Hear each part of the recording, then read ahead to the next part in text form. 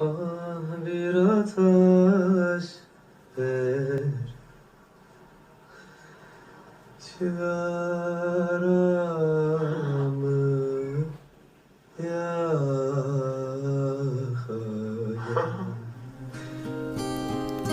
Uzun olur gemilerin direği,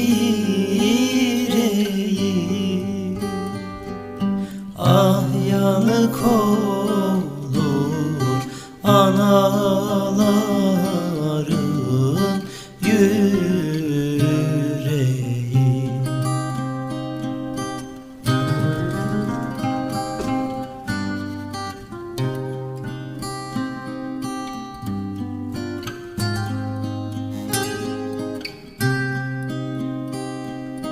Ah bir ateş ver, cigaramı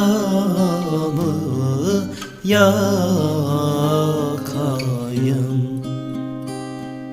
Sen salan gel, ben boynuna bakayım.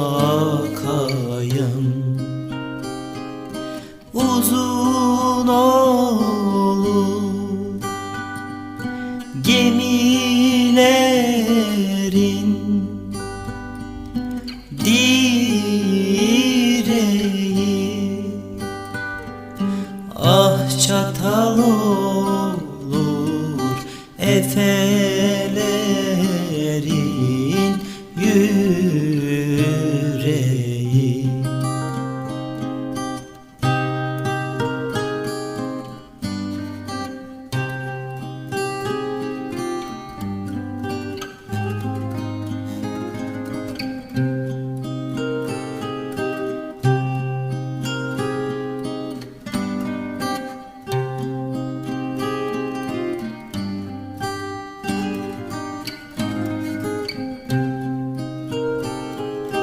Ah vur ataşı yavur sinem koyansın. Arkadaşlar uykulardan uyansın. Uzun olur gemilerin direği,